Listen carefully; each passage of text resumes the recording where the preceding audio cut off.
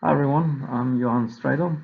Welcome to Cliffontein, home of Prime Wagyu. Apologies I couldn't be there in person, but I hope you'll gain some knowledge and at least get a feel for our passion for the breed and why we decided to breed Wagyu on this farm. I know you were told you will learn about our famous bull Midnight. Um, and why we have him and the impact he's had on our herd. But before we get to him, I think it's good to just give you a bit of introduction to the farm itself, the background of the farm, what we do, what we aim to do, what our strategies here are, and what we're still learning to do and where we are still trying to improve. So Clifton Farm consists of two parts really. One is a registered nature reserve, and the other, where the Wagyu mostly walks, is an irrigated farm with water rights out of the Orange River. Cliffontein was actually the biggest alluvial diamond mine of goldfields in the early 1900s. So keep your eyes open for any shiny rocks if you might find them. You know we're only surface owners, so if you know where to get them sorted, don't even tell me, but keep your eyes open. Our terminal Wagyu walks on the irrigated pastures, so they're raised on grass and then we grain finish them. We also have breeding females. They are mostly walking on Mooiplaas, 2 kilometers away from Cliffontein. Both Mooiplaas and Cliffontein have irrigated pastures and a small feedlot to grain finish animals. Mooiplaas also have quite a bit of veld, where we can have animals walk on natural pastures as well. So in terms of our feeding strategy, basically all cows receive creep feed from very early on. They're always exposed to creep feed, so we encourage as soon as possible for them to start developing the rumen. And knowing that Wagyus are low on milk, creep feed just gives me a peace of mind that our cows have the right nutrition from the get-go. So they get creep feed and they pretty much wean at around 7 months, sometimes earlier, sometimes later, depending on how they develop. From about 7 to 18 months, they grow out on pastures. We give some supplements over the winter months in the moment. We're still learning, and we are going to put some winter pastures in this year, trying to have some winter crops for them to graze on. Hopefully we reduce any supplements, but so the aim is for them to use the irrigated pastures throughout the year for grazing and to have to minimize our supplements. From about 18 to 27 months, they receive a grain supplement on the pastures. We basically start feeding them a chopped mixture, and the last finishing months, when they're around 30 to 33 months, we try to slaughter them. So around 3 months before that, we put them on just chop and chop mixture of minerals, and hopefully that gives us the results we want. So far we've had good results. We will keep on changing things until we have consistent great results. Throughout the process we check their weight, and yeah, some of our non-replacement heifers are allowed to calve once, and then I put them on feed. Similarly for some of the older females that decide to stop breeding, once I decide that we need space for younger heifers to come through, I put them on feed as well.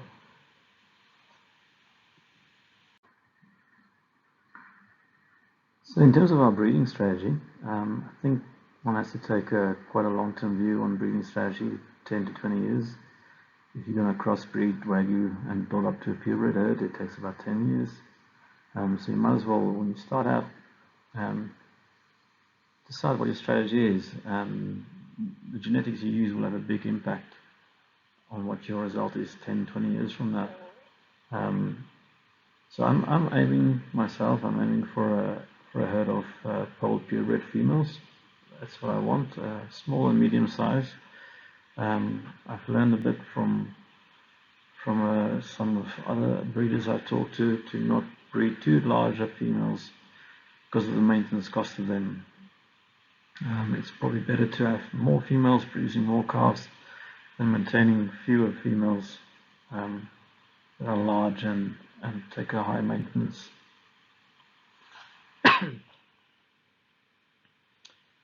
So what I'm really aiming for is a female that has small medium body and that's polled and saves us all the hassle there. It's worth standing still on the pole side for a while. We'll talk more about it when it comes to talking about midnight, but the pole gene is attractive to me because of many reasons, including its lower labor cost, and if you don't dehorn, you have issues like danger to other human beings and animals, and also bruising when you're taking animals to the feedlots.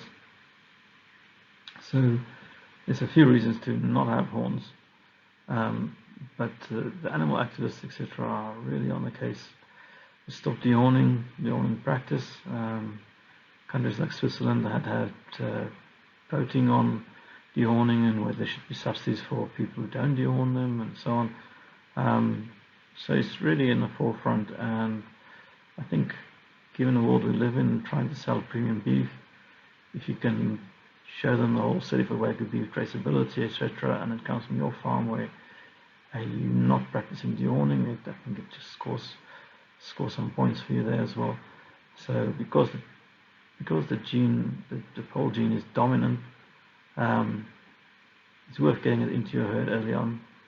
You only need one of those genes to pass it on from one of the parents to actually have a polled animal. So the sooner you have it in your herd, it will be in the herd. It makes a lot of sense to hence use a polled bull.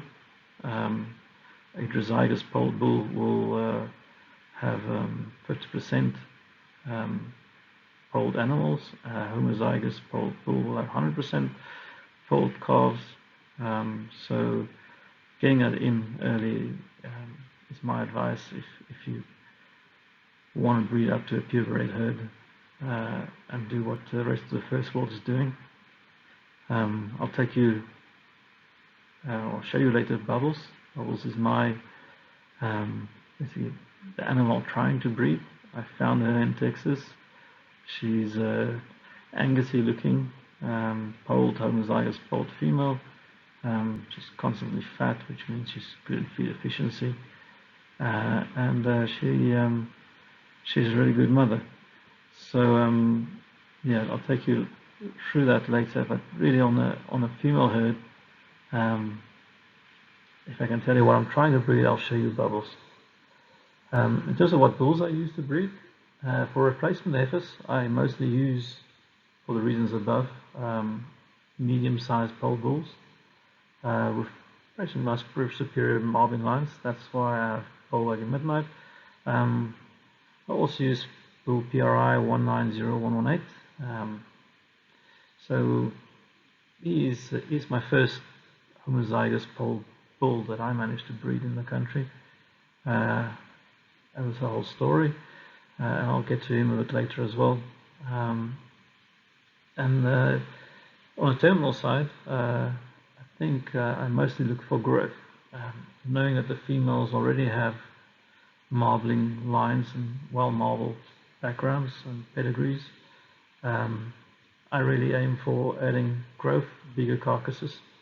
If they're not going to be around on the farm producing more calves and having high maintenance, you want that calf to be as big as possible to give you a big carcass while not compromising on marbling. I hope that makes sense. So as promised, let's get down to it. This is my bull Pole Wagyu Midnight.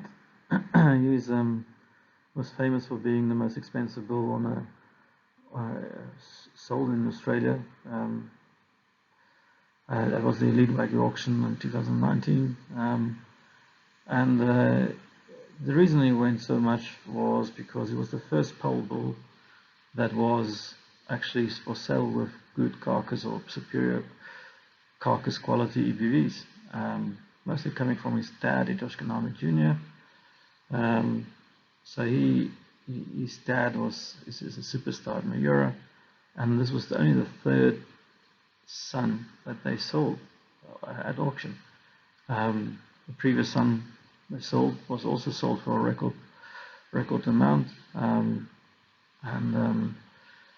really what a big price or a record price means for me is really that other people also think they've done the same homework, and they also think that this is a superior bull to use and to breed with. One of the gambles you take when you buy an expensive bull is for how long you'll be able to sell these straws, who's going to buy it and for how long. That is the risk. It's a bit like an income stream you're buying. But really, in his first year, I probably earned back half of what I paid for him in straw sales. And in the USA, he's still selling straws, 20, 30 privately sold, and probably another 30, 40 straws sold on auctions at around $550 US. That's the going rate there. So 10,000 rand a straw. You can do the sums. He's doing quite well, and he's very popular in the first world. Bold animal that has high marbling EBVs is very sought after. It's quite scarce actually still, even after 2-3 years of having him. It's still quite scarce to have a high marbling bull that's polled. So in terms of his carcass qualities, that is superior, that I knew of. I knew that what they predicted was marbling and marbling fineness and eye muscle size. Eye muscle size is very important. Eye muscle size really determines the percentage of primal cuts you get out of your carcass. So for the same weight, carcass weight, if it is a bigger eye muscle, you'll have more prime cuts and hence bigger price per kilogram, more income, more profit. So his dad is superior marbling, fineness, and eye muscle, and luckily inherited most of those traits, especially on the eye muscle. He's quite superior to most in the breed. The other bonus is when I start seeing his calf and his calves from other breeders is they are quite small to be born with, so it's not a problem to use on heifers. I've not seen any calving issues with him. So in terms of breeding replacement heifers, he's one of my favorites, and he remains one of my favorites to use for that purpose. So my bull PRI 190118 is a Midnight Sun. He's my first homozygous bull that I've managed to rear on the farm. His dam was only 11 months old when he was born. The reason for that was she was only 2 months old when oocytes were harvested, absolute genetics, and embryos were made with Midnight. The reason was really because she was one of the few polled heifers I could get my hands on, and I was trying to breed a homozygous animal. So this was my first success really, PRI 190118, and I use him quite extensively on my heifers to produce polled animals, knowing that 100% of his progeny will be polled. So this is my bull Iron Gate Prime Growth, which I bought from Peter Gilmore at Iron Gate. That photo, you might not believe it, but it's the age of 12 months. You can see his muscle structure already. And he had the highest growth EBVs of all Itoshkanami sons in Australia. If you don't replan, you'll see that it might be 2 or 3 now, a bit higher growth figures than him on his sons. I think there's over 2,000 sons in Australia, but my thinking was always, if you have a large population of calves, then they will have some of them that stands out, and have the you know outliers in terms of growth, which Itoshki now himself is not. He doesn't have the growth figures. He's quite small. So I went out looking for prime growth, really, when I just started out, looking for some bull to use to increase carcass weight, especially on terminal animals, and also maybe on some females that are quite small, if you want to increase them to a medium weight or medium size. I think this kind of bull does the job. Again, I was looking for growth without compromising marbling or carcass qualities. So Itoshki and Omi's son pretty much have marbling qualities. Is the growth I was after, and yeah, this bull I keep for that purpose, and I think what I've seen from him in Australia, what he's producing, is not disappointing on growth. So this is Bubbles. She's a homozygous polled purebred Wagyu cow. I found her in Texas. Really, if you look at her, she looks very close to an Angus. Maybe Chris Burden can comment. But yeah, she basically is what I hope to breed in the long run. Having found her there, I decided to buy her because of her being homozygous polled. She comes from a herd where poll gene has been running for a long time. In that whole herd, she was the only homozygous polled animal. So very scarce to find a female homozygous polled animal, especially one that comes across as feed efficient. She's always fat, and she just has those qualities that I think you would look to breed a long time to find someone like her. So I thought she would be a great investment if I cross her, make embryos of her with Midnight, which I've done. Those embryos sell for about $1,000 each, and she gives 10-12 embryos at a time. I've also created some other embryos with Pole Perfection, which is a Australian bull with pretty good qualities, like no recessive genes.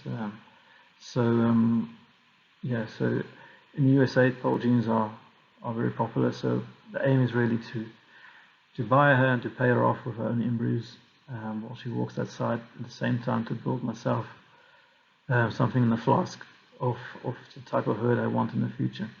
And so I'll try and get some of her embryos down here as well at some point. On the moment, she's doing well in Texas, and her daughter there on the right hand side, she's G, named by Tina, short for G Whiz, given how she's performing. So I'm looking forward to see how G is doing as she grows up, and I think she'll be a good flush candidate as well.